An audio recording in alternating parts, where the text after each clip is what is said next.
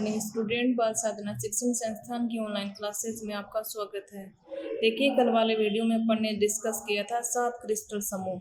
और 7 क्रिस्टल समूह जो हैं किसको अपन एक ट्रिक से इसको अपन एक ट्रिक के द्वारा याद करते हैं। फिर उनके जो वर्ड हैं उनके अर्थ लिख लेते हैं कि किस प्रकार का क्रिस्टल समूह जो है वो प्राप्त होगा, और उनमें अक्षीय दूरियां यानी पैरामीटर के आधार पर उन 7 क्रिस्टल समूह में जो है वो विभेद कर सकते हैं। यानी 7 प्रकार के क्रिस्टलों में आधे के कोशिकाएं जो हैं वो पाई जाती हैं।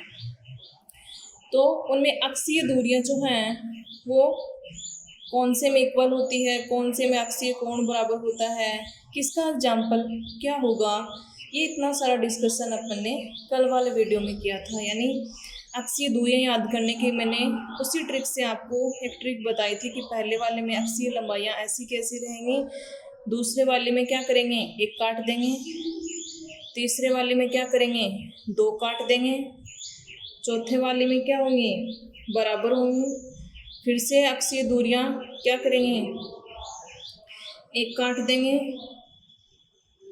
और फिर क्या करेंगे, 2 काट देंगे, 2 काट देंगे, फिर 2 काटते हैं। तो इस तरह से अपन ट्रिक से याद करेंगे। बाकी और कोई आपका तरीका है तो उस हिसाब से याद कर लेना। अक्षीय कोण आपको याद करने हैं। बाकी जो है इनके एग्जाम्पल जो हैं, एक एक 2 एग्जाम्पल जो हैं वो आपको याद करने हैं। अब एक साइंटिस्ट आए थे, एक गणितज्ञ थे फ्रांस के, ब्रेवे।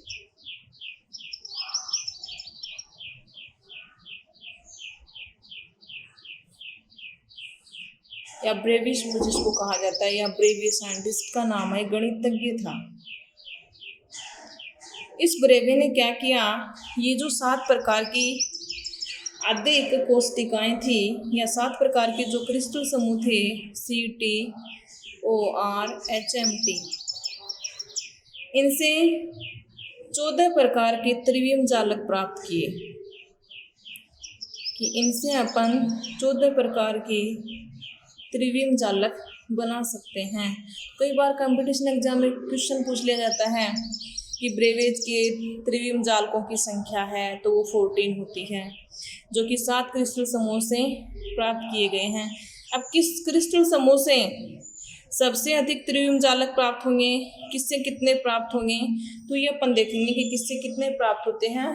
तो ये जो गणितज्ञ था, इसने 1848 में 7 क्रिस्टल समुदाय जो हैं उनकी एक कोशिकाओं में अवयवी कणों की व्यवस्था के आधार पर 14 टाइप के त्रिविम जालक हैं वो प्राप्त किए, और इन त्रिविम जालकों को नाम दिया ब्रेवे जालक।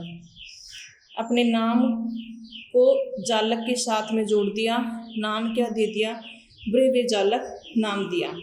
अब देखिए कौन से क्रिस्टल समुदाय से किस प्रकार का त्रिविम जालक प्राप्त किया जा सकता है, तो उसके लिए उसने बताया। सबसे पहले अपन बात करते हैं क्यूबिक की, यानी घनीय प्रकार का जो क्रिस्टल समुदाय है उससे त्रिविम जालक जो हैं, यानी एक तो आधे प्रकार का जालक जो है, आधे या काय केंद्रित या सरल घनीय संरचना जो है, या सरल एक कोशिका जो अपन ने पढ़ी थी, तो क्यूबिक से एक तो वो प्राप्त किया जा सकता है, ये ब्रेवे ने बताया था। एक अंतः केंद्रित जिसको बोला जाता है काय केंद्रित भी बोला जाता है, और एक फलक केंद्रित। कहने का मतलब घनीय प्रकार का जो क्रिस्टल समुदाय है उससे त्रिविम जालक, 3 प्रकार के त्रिविम जालक जो हैं वो प्राप्त किए जा सकते हैं। 3 कौन कौन से, आधे, अंतः केंद्रित और फलक केंद्रित। अब आधे की स्ट्रक्चर कैसे बनाते हैं, अंतः केंद्रित की कैसे बनाते हैं, फलक केंद्रित की कैसे बनाते हैं, तो वो एक क्यूब बना करके आप बना सकते हो, मैंने पहले बनाने आपको सिखाई है। दूसरा जो है वो है टेट्रागोनल। टेट्रागोनल द्विसंबलाक्षी या चतुष्कोणीय, इससे जो है वो त्रिविम जालक जो हैं 2 प्रकार के त्रिविम जालक प्राप्त किए जा सकते हैं। एक तो आधे प्रकार का या मूल या सरल प्रकार का, और दूसरा है अंतः केंद्रित या काय केंद्रित, बॉडी सेंटर्ड। यानी इस प्रकार के क्रिस्टल समुदाय से दो प्रकार के त्रिविम जालक है वो प्राप्त किए जा सकते हैं। वो कौन से हैं? आद्य और अंतः केंद्रित। तीसरा कौन सा आएगा? ऑर्थोरोम्बिक। ऑर्थोरोम्बिक विषम ब्लॉक्स। विषम ब्लॉक्स प्रकार का जो क्रिस्टल समुदाय है उससे एक तो आद्य प्रकार का त्रिविम जालक जो है वो प्राप्त किया जा सकता है, एक अंतः केंद्रित, दूसरा फलक केंद्रित, तीसरा फलक केंद्रित, चौथा अंत्य केंद्रित। ये चार प्रकार के जो हैं वो त्रिविम जालक प्राप्त किए जा सकते हैं। अर्थात त्रिविम जालकों की संख्या कितनी होती है? इसके द्वारा जो ब्रेवे ने प्राप्त किए वो चार प्रकार के प्राप्त किए। तो ब्रेवे ने बताया था, यानी अंत्य केंद्रित तो क्यूबिक का भी बना सकते हैं, लेकिन ये ब्रेवे के अकॉर्डिंग 14 प्रकार के त्रिविम जालक उसने बताया था कि ये जो 7 क्रिस्टल समुदाय हैं उससे 14 प्रकार के त्रिविम जालक है वो प्राप्त किए जा सकते हैं। तो क्यूबिक से कितने प्राप्त होंगे? 3। टेट्रागोनल से कितने प्राप्त होंगे? 2 कौन से होंगे? आद्य और अंतः केंद्रित। ऑर्थोरोम्बिक से 4 प्रकार के प्राप्त होंगे। ऑर्थोरोम्बिक के बाद क्या आएगा?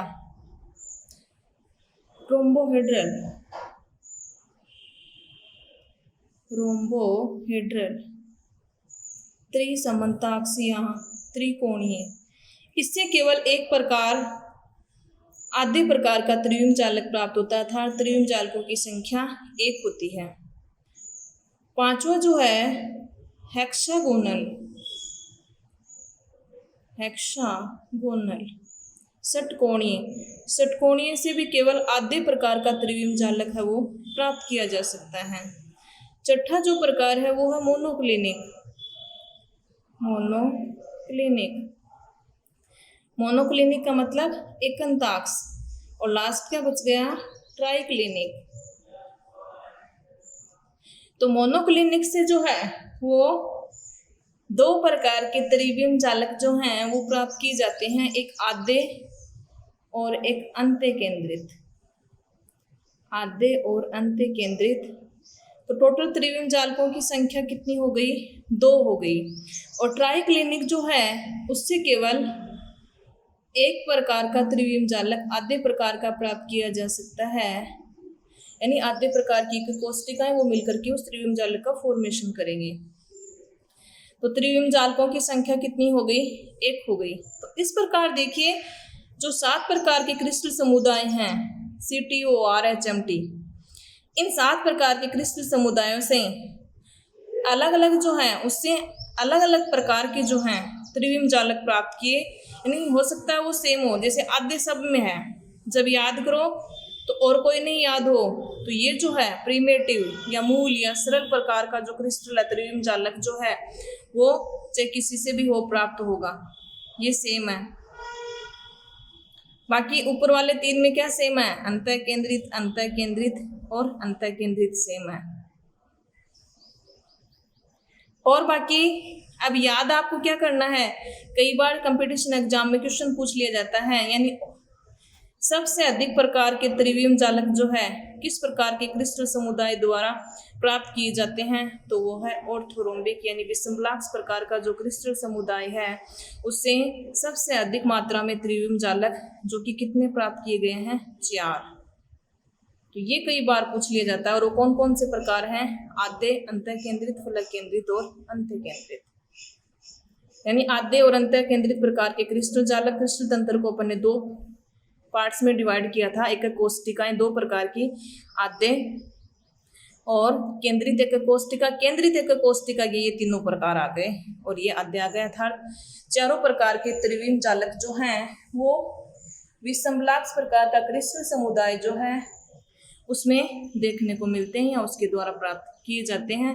तो ये है इम्पोर्टेंट क्वेश्चन, कौन सा होगा ये आपको याद करना है, ऑर्थोरोम्बिक होगा। अब याद आद्य तो सभी में है ही, इसमें सबसे ज़्यादा हैं, और ऊपर वाले में क्या है? इसमें 3 है, तो अंतः केंद्रित और फलक केंद्रित। लास्ट का हट गया अंत्य केंद्रित, इसमें अंत्य केंद्रित आएगा। एक मोनोक्लिनिक जो है उसमें अंत्य केंद्रित आएगा। तो ये जो है आद्य तो सब में याद हो ही जाएगा, इसमें सबसे ज़्यादा याद कर लेना।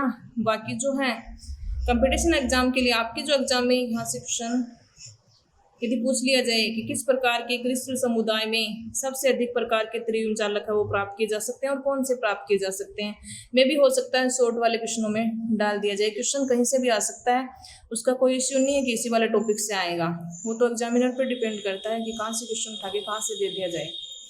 तो चलना आपको सिलेबस के अकॉर्डिंग है, तो सिलेबस में जो है वो याद करना ही करना है। तो देखिए टोटल 14 हो गए, 3 2 5 4 9 10 11 12 13 और 14। तो टोटल त्रिविम जालकों की संख्या कितनी हो गई? 14 त्रिविम जालक हो गए, जो कि ब्रेवे नाम के साइंटिस्ट ने बताए थे। फ्रांस का था एक गणितज्ञ 1848 में। ये 7 प्रकार के जो क्रिस्टल समुदाय हैं उसने बताया कि इन 7 क्रिस्टल समुदायों से 14 प्रकार के जो हैं वो त्रिविम जालक प्राप्त किए जा सकते हैं। बाकी इनकी स्ट्रक्चर इतनी इम्पोर्टेंट नहीं है। अब अपन बात करते हैं निबिड़ संकुलित संरचनाओं की। यानी निबिड़ संकुलित संरचनाएं क्या होती हैं, कितने प्रकार की होती हैं, तो इनके टाइप अपन पढ़ेंगे। तो अगला जो टॉपिक है वो है close packed structure. Closed packed structure, निबिड़ संकुलित संरचनाएं।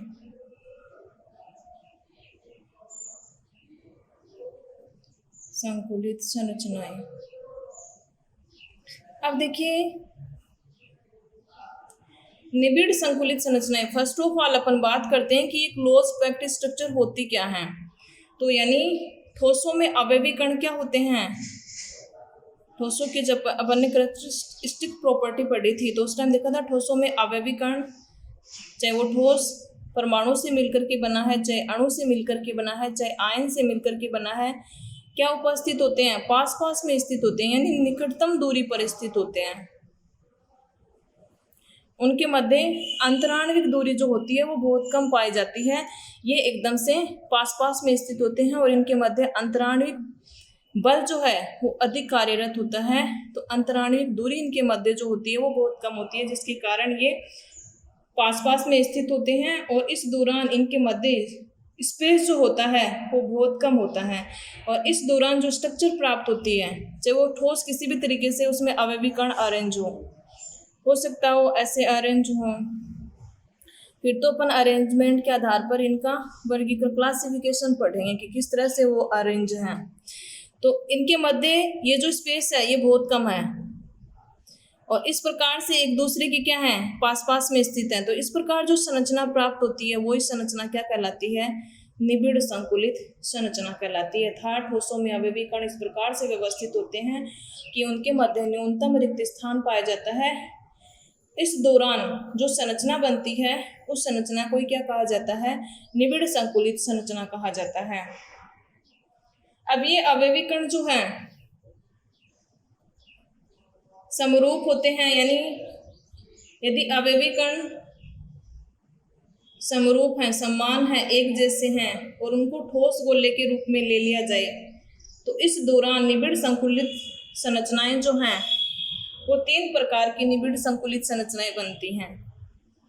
यानी सारे के सारे यदि अवयवी कण समान है, समरूप का मतलब एक जैसे हैं और ठोस गोले के रूप में हैं, गोले मतलब इस तरह गोलिकाओं के रूप में, तो इस दौरान जो निबिड़ संकुलन जो है उसको 3 पार्ट्स में, इनकी स्ट्रक्चर जो है उसको 3 पार्ट्स में डिवाइड किया गया है निबिड़ संकुलित संरचनाओं को।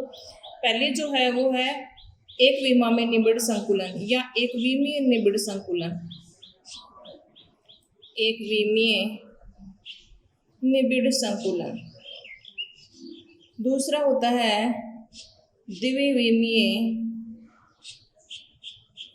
निबिड़ संकुलन। तीसरा होता है त्रिविमीय निबिड़ संकुलन। अब इस एक विमीय, द्विविमीय और त्रिविमीय का मतलब क्या होता है, तो पहले तो ये समझ लीजिए। एक विमीय निबिड़ संकुलन का मतलब होता है कि जो भी दिया गया ठोस है उसमें अवयवी कण जो है वो केवल एक ही डायरेक्शन में अरेंजमेंट होगा उनका, चाहे वो एक्स एक्सिस हो, चाहे वो वाई एक्सिस हो, चाहे वो जेड एक्सिस हो। द्विविमीय निबिड़ संकुलन में क्या होगा, दो दिशाओं में, 2 डायमेंशन होगा, ये होगा 1 डायमेंशन, 1 डायमेंशन क्लोज पैकिंग। ये क्या होगा? 2 डायमेंशन, 2 डायमेंशन द्विविमीय निबिड़ संकुलन, 2 डायमेंशन क्लोज पैकिंग या क्लोज स्ट्रक्चर इन 2 डायमेंशन। तो देखिए द्विविमा में जो होगा यानी इसमें एक्स एक्सिस भी होगी और दूसरी वाई एक्सिस भी होगी, दो दिशाओं में होगा। त्रिविमीय निबिड़ संकुलन में क्या होगा? तीनों होंगे इसमें, यानी एक्स एक्सिस भी है, वाई एक्सिस भी है, चाहे वो ऊपर मान लीजिए चाहे नीचे, और जेड एक्सिस इसके जस्ट पीछे। तो यानी एक एक्स एक्सिस है और दूसरी ये मान लीजिए एक्स एक्सिस है, ये वाई एक्सिस है। फिर इस तरह से बनाएंगे अपन कि इसके पीछे दिख रहा हो ऐसे कि ये क्या हो गई? जेड एक्सिस हो गई। तीनों विमाओं में क्या होगा? निबिड़ संकुलन होगा। तो इसको बोलते हैं 3 डायमेंशन, 3 डायमेंशन। अब एक एक को देखते हैं, फिर उसको अपन देखते हैं कि किस तरह से ठोस गोले अरेंजमेंट हैं। तो वो एक विमा में निबिड़ संकुलन कहलाएगा।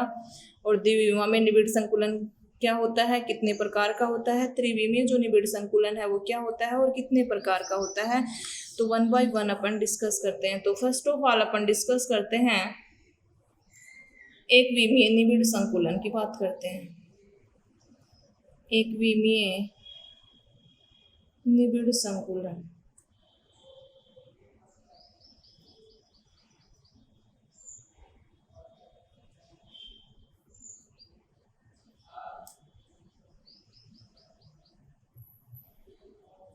अब देखिए एक विमीय निबिड़ संकुलन क्या होता है?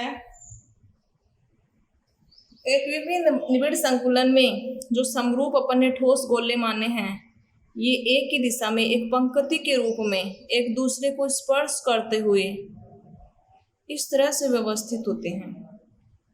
तो यानी एक विमा में निबिड़ संकुलन के लिए गोले एक पंक्ति में एक दूसरे को स्पर्श करते हुए एक ही दिशा में रीअरेंजमेंट होते हैं, जिसमें एक गोला जो है वो दो अन्य गोलों को स्पर्श करता है। लास्ट वालों को यदि छोड़ दें कि लास्ट वालों के तो और भी आएंगे, इधर भी आएंगे, इधर भी आएंगे, तो यानी एक गोला कोई भी ले लिया जाए, तो इस स्ट्रक्चर से क्या दिख रहा है कि एक गोला है वो दो अन्य गोलों को स्पर्श करते हुए एक विमा के रूप में यानी एक दिशा में जो है वो एक पंक्ति के रूप में रीअरेंजमेंट रहते हैं, व्यवस्थित रहते हैं। इस प्रकार का निबिड़ संकुलन एक विमीय निबिड़ संकुलन कहलाता है।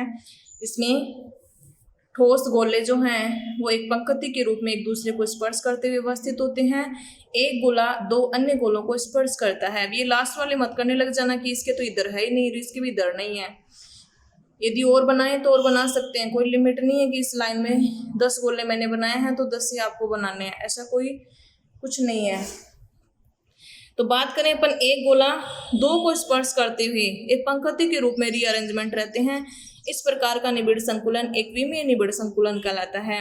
और इस प्रकार के निबिड़ संकुलन की उपसय संयोजन संख्या की यदि बात करें तो उपसय संयोजन संख्या जो होती है वो 2 होती है।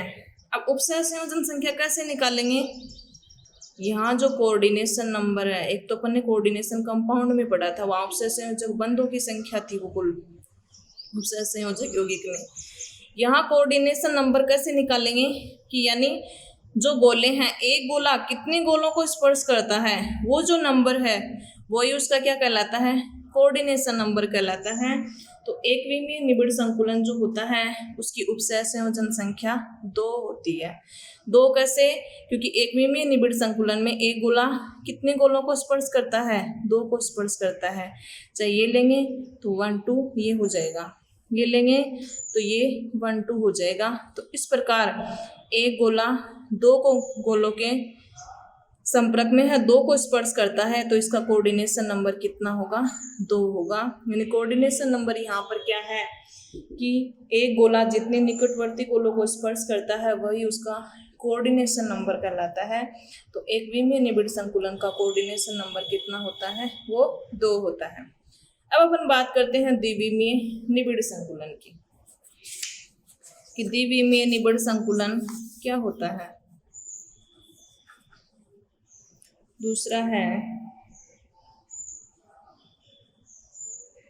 द्विविमीय निबिड़ संकुलन। द्विविमीय निबिड़ संकुलन में क्या होता है? द्विविमीय निबिड़ संकुलन में अपन गोलों के यानी दो विमाओं में यदि देखें तो दो प्रकार से व्यवस्था उन निबिड़ संकुलित संरचनाओं की हो सकती है। कैसे हो सकती है? यानी द्विविमा में यदि गोले हैं, समान आकार के हैं, एक दूसरे को स्पर्श करते हुए, तो एक व्यवस्था तो ये हो सकती है।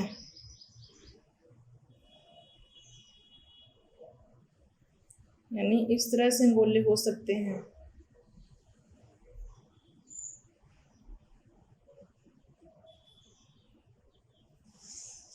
अब वो गोले किसी भी तरीके से अरेंज हो सकते हैं।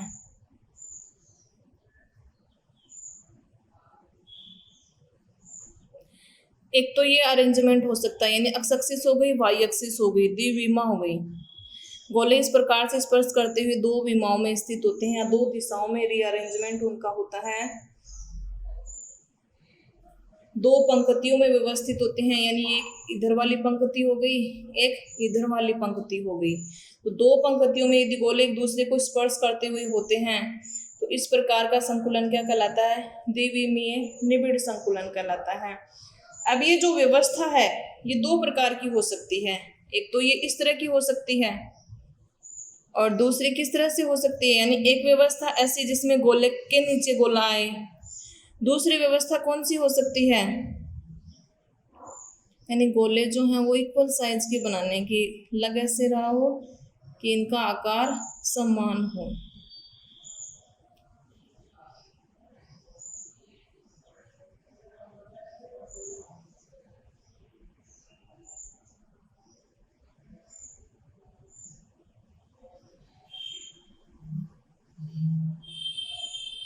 देखिए इस तरह से गोले बनाने हैं। अब इस तरह से जो गोले बनाए हैं यानी इस तरह की व्यवस्था हो सकती है। एक तो ये हो गई एक पंक्ति इधर हो गई। तो देखिए इन दोनों में फर्क क्या है? इसमें तो क्या है, जैसे ऊपर गोले अरेंज हैं वैसे उनके नीचे अरेंज हैं। जैसे ऊपर हैं वैसे के वैसे इस तरह से एक गोले के ऊपर दूसरा वाला गोला है। और यहाँ दूसरे प्रकार के निबिड़ संकुलित संरचना में क्या है कि ये जो गोले हैं फिर इनके जो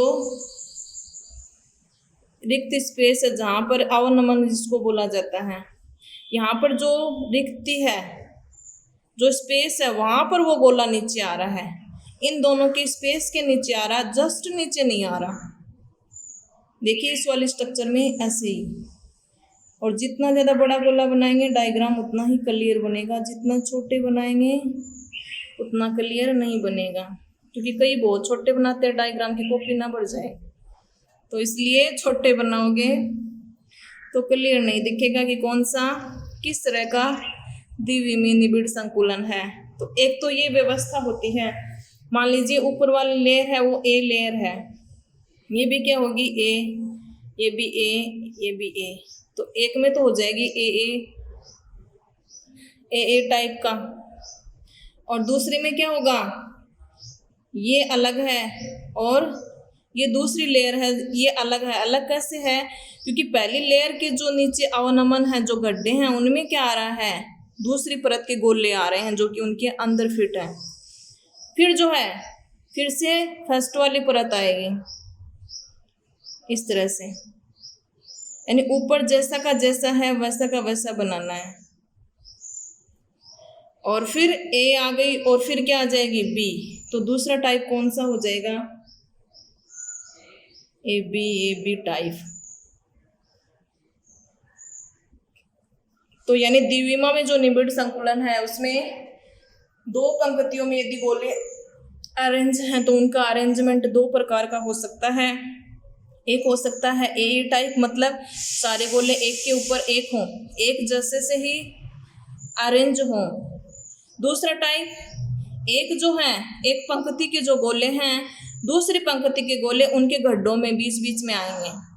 फिर तीसरी पंक्ति में जो गोले हैं पहले वाले में जैसे थे वैसे के वैसे आएंगे। चौथे वाली पंक्ति में क्या होगा कि तीसरी वाली पंक्ति के जो गड्ढे हैं उनमें गोले आएंगे। तो यानी व्यवस्था जो है वो सेम नहीं है। तो यानी व्यवस्था भिन्न होने के कारण अपन दूसरे को बी टाइप ले लेते हैं, इसको ए टाइप, तो मिला करके क्या हो जाएगा ए बी टाइप। इस तरह से यानी कितने भी गोलों को अपन रीअरेंज करके संकुलित संरचना है वो निबिड़ संकुलित संरचना बना सकते हैं। अब देखिए पहले वाला जो निबिड़ संकुलन है उसको अपन क्या नाम देंगे और दूसरे वाले को अपन क्या नाम देंगे। तो नाम जो है वो अपन देखेंगे कि यानी जैसे अपन ने देखा था एक विमा में निबिड़ संकुलन कि एक गोला कितने गोलों को स्पर्श कर रहा था, 2 गोलों को स्पर्श कर रहा था। तो देखिए पहले वाला जो ए टाइप है उसमें कॉर्नर वाले तो रहने दीजिए, क्योंकि कॉर्नर वालों के तो बाहर और भी आ सकते हैं, तो कॉर्नर वालों गोले नहीं लेने हैं। बीच में से कोई गोला ले लीजिए, मान लीजिए मैंने लिया है ये वाला गोला। अब इस गोले को कितने गोले स्पर्श कर रहे हैं, ये वाला गोला स्पर्श कर रहा है, एक ये गोला स्पर्श कर रहा है, एक ये गोला स्पर्श कर रहा है और एक ये कर रहा है। ये इधर वाला नहीं कर रहा, ये टच नहीं करेगा, यानी सॉरी इस तरह का रीअरेंजमेंट है।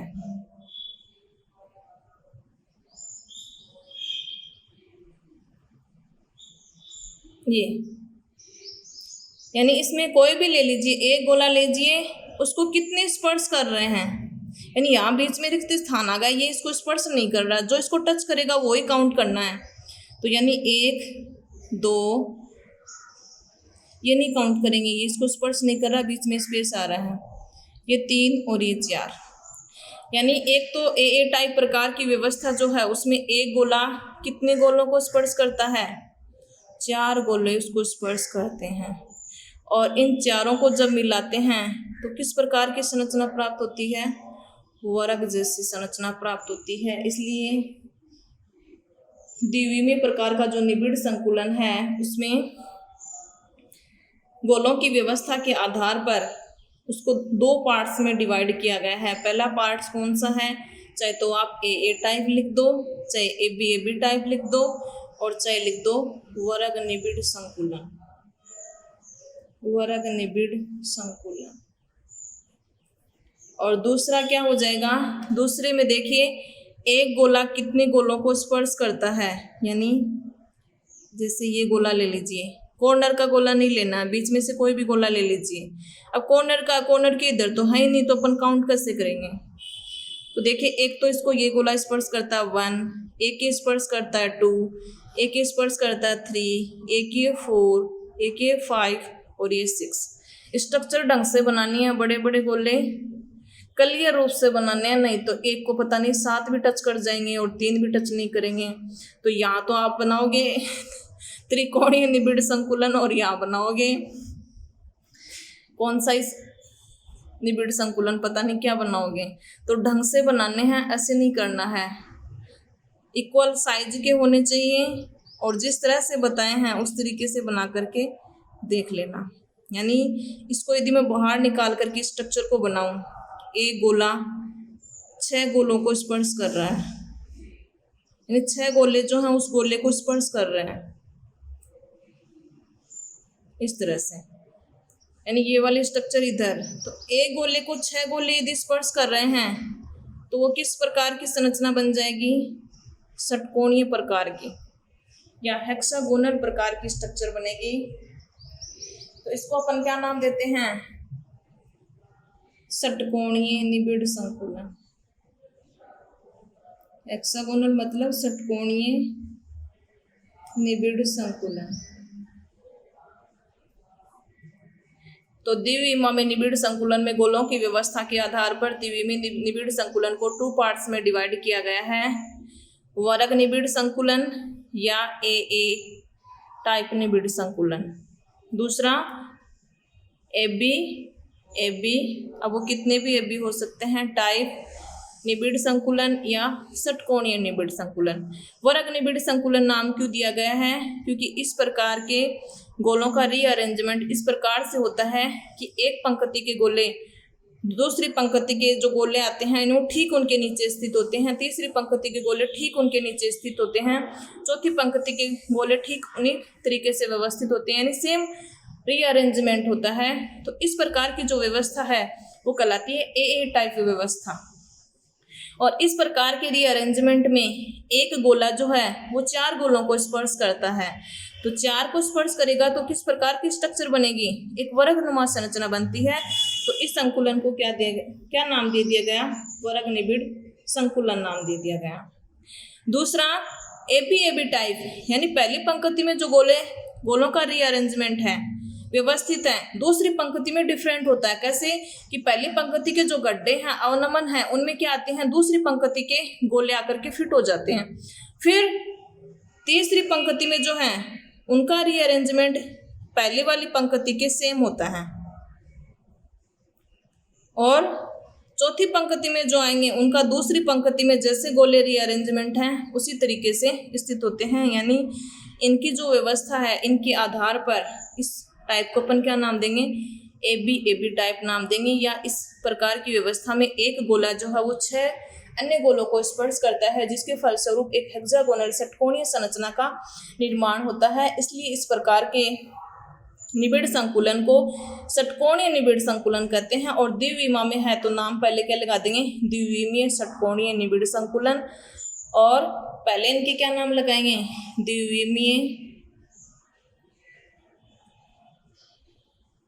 द्विविमीय वर्ग निबिड़ संकुलन और द्विविमीय, क्योंकि अपन द्विविमा में पढ़ रहे हैं। ये विमा भी कई हो गई ना, एक विमा, द्विविमा, त्रिविमा, कौन सी में किसके प्रकार हैं ये, तो ये नाम अपन को पहले जोड़ना, द्विविमीय वर्ग निबिड़ संकुलन या ए टाइप, द्विविमीय षटकोणीय निबिड़ संकुलन या एबी टाइप।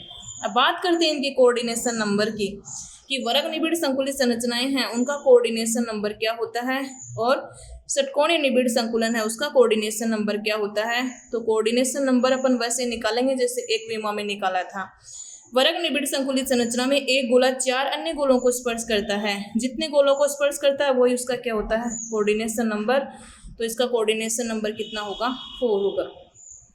षटकोणीय निबिड़ संकुलित संरचना में एक गोला कितने गोलों को स्पर्श करता है, 6 गोलों को स्पर्श करता है, कोऑर्डिनेशन नंबर कितना हो जाएगा, 6 हो जाएगा। तो कई बार ये कोऑर्डिनेशन नंबर पूछ लिए जाते हैं। या एबी टाइप प्रकार का निबिड़ संकुलन को समझाइए, या इस प्रकार के निबिड़ संकुलन को समझाइए, या इनमें आएगा तो पहले नाम दिया हुआ द्विविमीय वर्ग निबिड़ संकुलन। वर्ग से वर्ग याद कर लेना, वर्गीय स्ट्रक्चर बनेगी, षटकोणीय स्ट्रक्चर बनेगी। वर्ग का मतलब 4 कोने, यहाँ 6 कोने, 6 को स्पर्श करेगा, यहाँ 4 को स्पर्श करेगा, तो कोऑर्डिनेशन नंबर उसका 4 हो जाएगा, इसका क्या हो जाएगा, 6 हो जाएगा। तो ये है द्विविमीय निबिड़ संकुलन। अब बच गया त्रिविमीय निबिड़ संकुलन, जो कि अपन नेक्स्ट वाले वीडियो में डिस्कस करेंगे। आज के वीडियो में इतना ही, थैंक यू।